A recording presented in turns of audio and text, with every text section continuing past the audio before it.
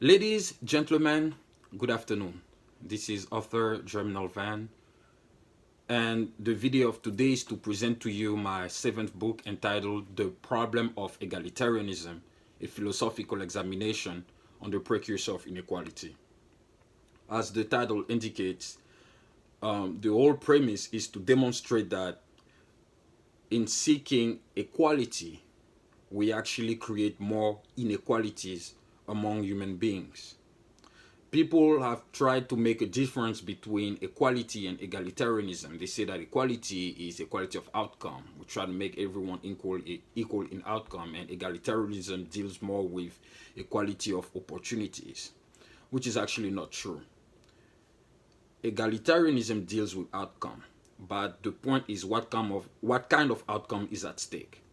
It could be equalizing material wealth for everyone, so for everyone to have the same material wealth possible. It could be equalizing economic opportunities, so everyone will have the same access to resources and further their own condition. Or it could be equalizing civic rights, like it was for the black community in America before the Civil Rights Act. So to make sure that everyone have the same rights as the rest of the country.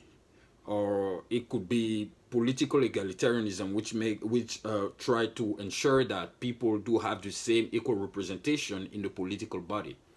So egalitarianism seeks an outcome, and it depends on what outcome is at stake. So now that has been cleared, we're now going to narrow down what egalitarianism is about.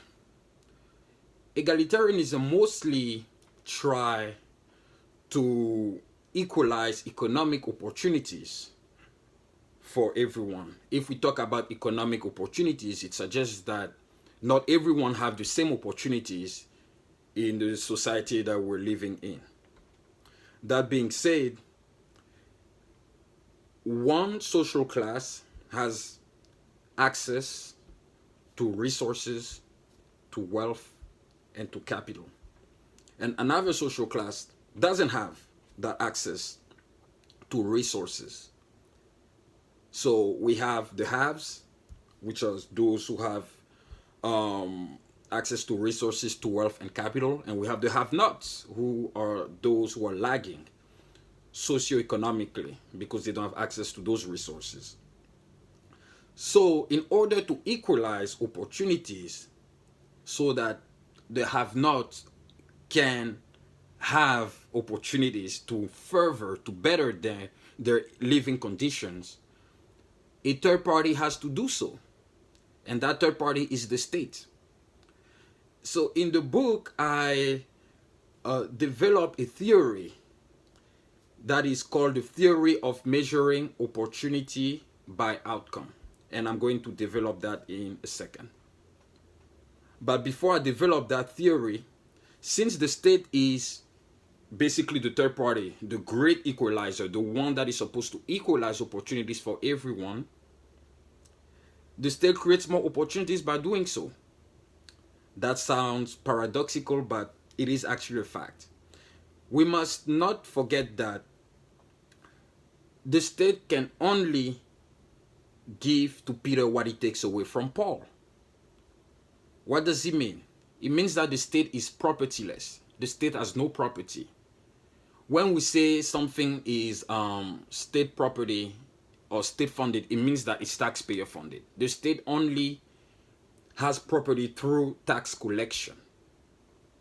So when we say the state can only give to Peter what he takes away from Paul, it means that for the have-nots to have access to opportunities, the state has to deprive the haves of what they have. And the state does it in the name of morality, because egalitarians have said that how can it be possible that we have people who are poor, we have people who have nothing, while others have everything? The problem with egalitarians is that they make it seem like if the poor are poor is because the haves have taken away from the have-nots, which is not true. wealth never existed until human beings use their knowledge to create something that is monetized, profitable, and exchangeable. That's how you create wealth. But poverty has always existed because your human race was born in poverty in the first place. So poverty is natural. Wealth is not natural. And egalitarians, they try to shift that around and make it seem like if you're wealthy, it's something natural, and if you're poor, it's not natural. No, that's definitely not true. So the state deprives the haves and give it to the have-nots by compulsory means. What I mean by compulsory means is the redistribution of wealth through the progressive income tax, through social welfare programs. If you want to transfer the wealth and give it to those who don't have it, at least that transfer has to be done voluntarily, willingly. Let me take an example. J.K. Rowling, famous British author, the one who wrote Harry Potter, she gave 16% of her wealth to charity. Charity is a form of redistribution of wealth, but it is willingly. She did not do it because the state put a gun on her head and say, if you don't do it, we're going to deprive you of your goods and properties. No, she willingly did it. She willingly decided to drop off the Forbes billionaires list in order to help the people because she has been through welfare herself. She knows what it means to be poor. But the point is, she did it willingly.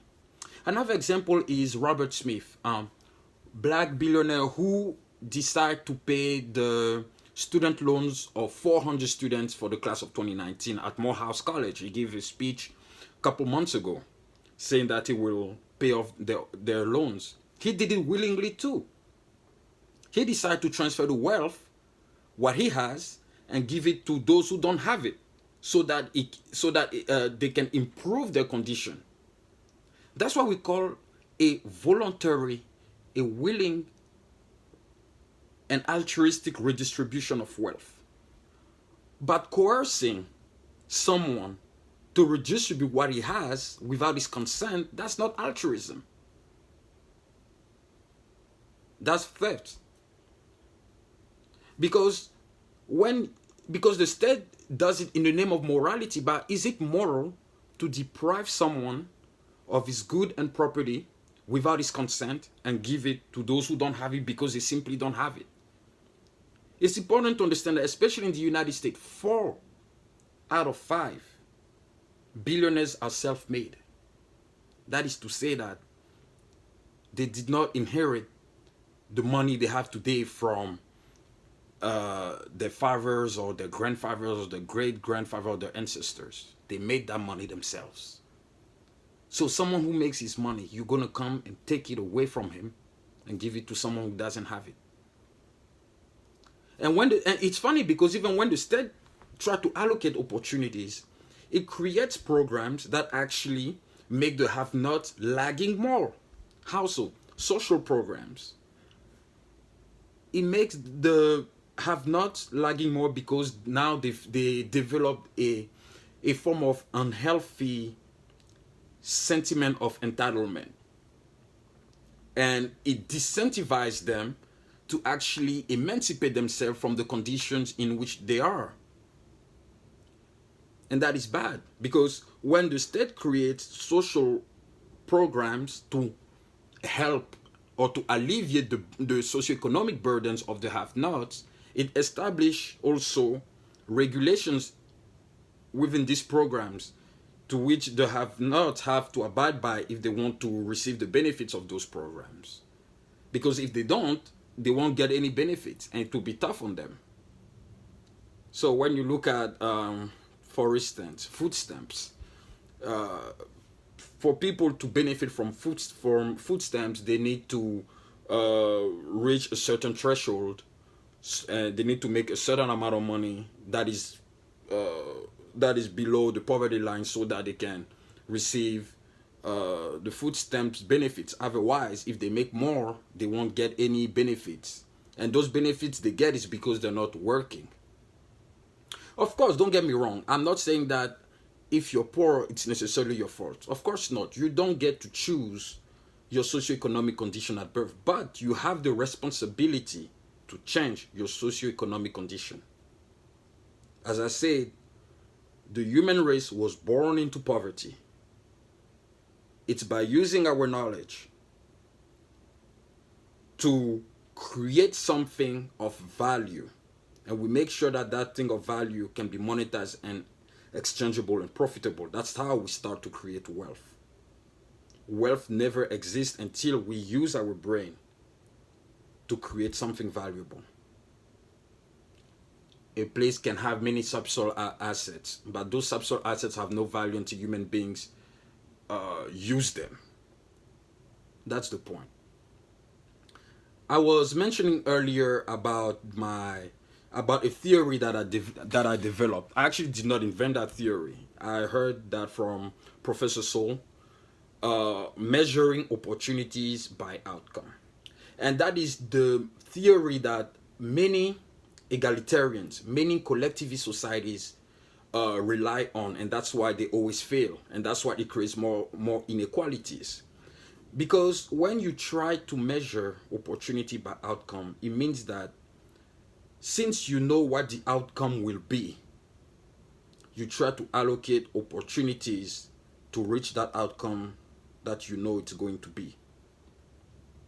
But the problem with that theory is that in doing so, you're trying to control factors that are not controllable by human ability.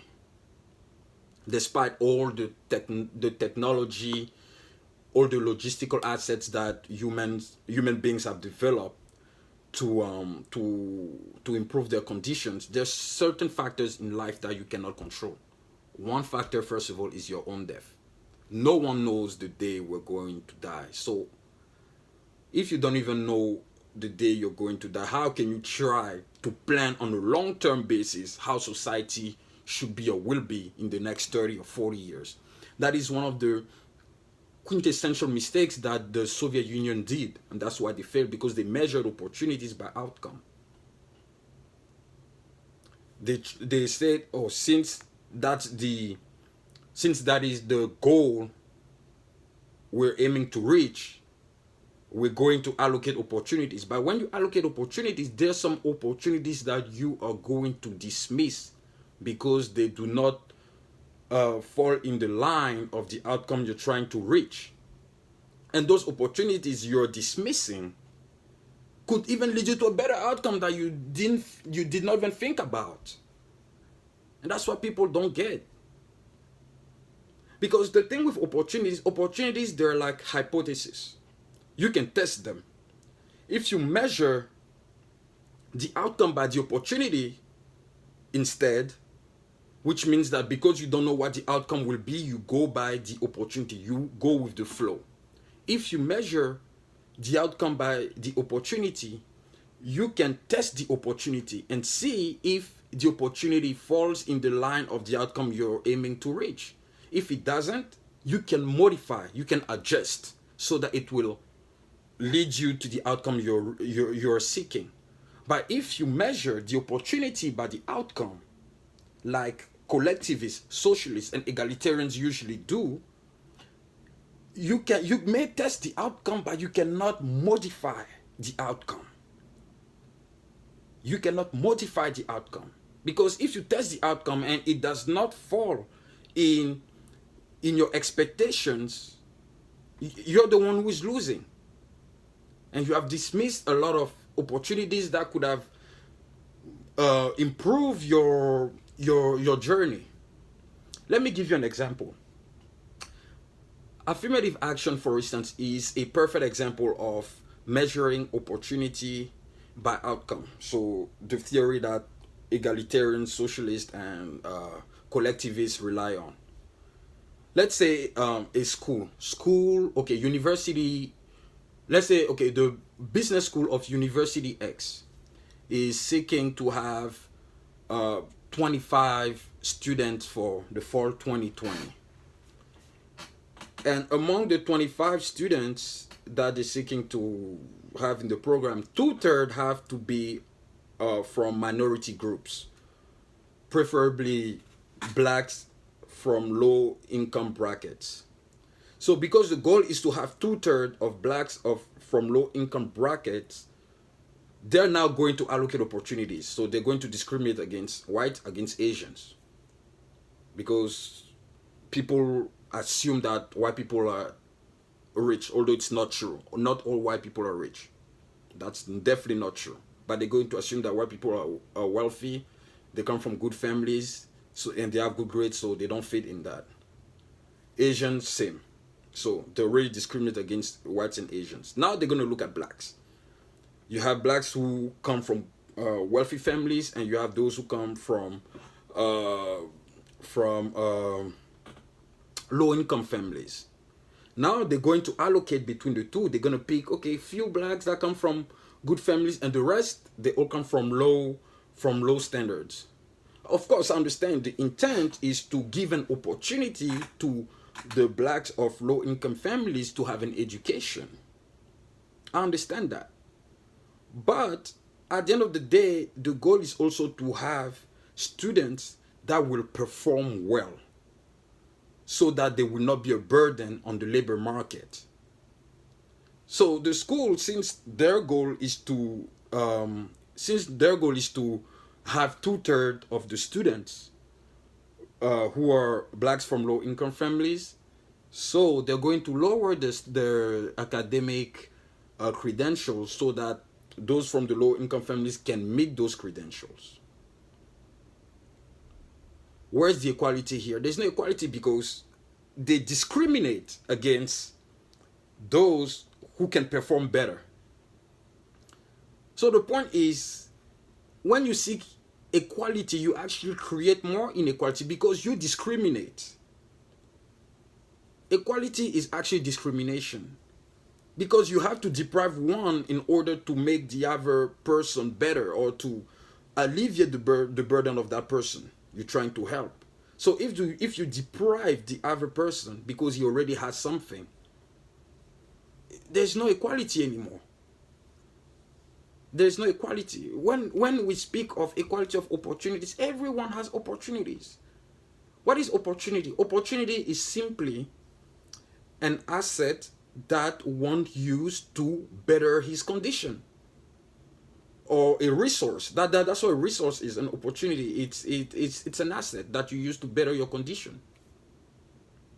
I have the opportunity, the same opportunity as LeBron James to become a basketball player, but it happens that LeBron James and I have a different assessment of skills.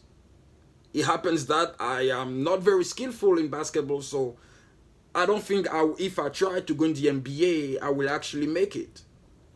So it's important that people understand where their skill set fits into an endeavor and focus on that.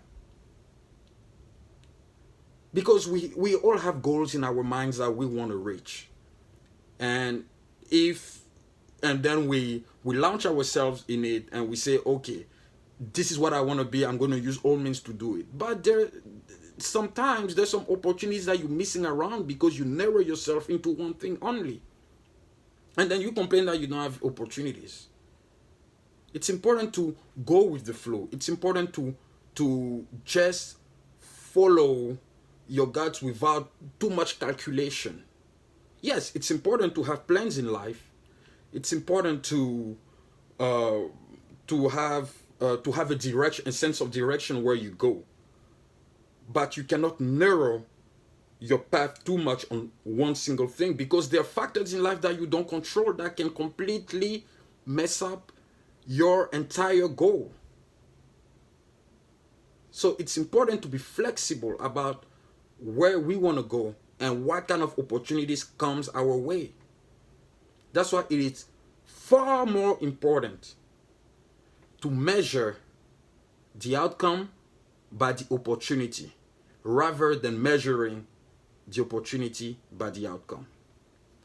The book is divided in two parts. The first part is the philosophical analysis of egalitarianism, and the second part is the political analysis of egalitarianism.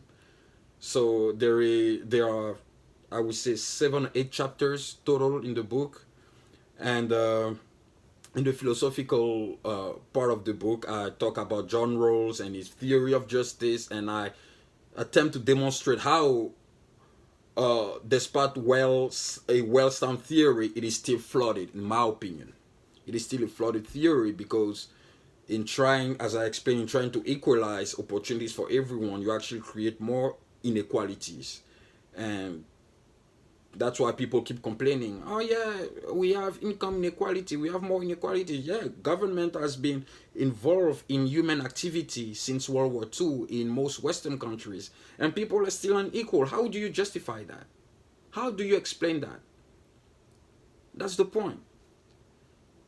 If we let individuals pursuing their own interests, they will create opportunities for themselves and they will better the condition instead of relying on a third party who is going to intervene and create more inequalities for everyone by depriving some to benefit others, and those that it even benefits don't even further their own conditions. It doesn't make sense.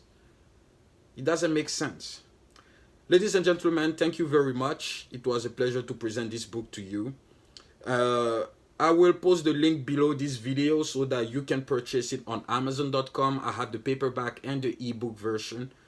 And if you have any question, please reach out to me on Facebook or Instagram. I'm available all the time. And let me know what you think. And until then, see you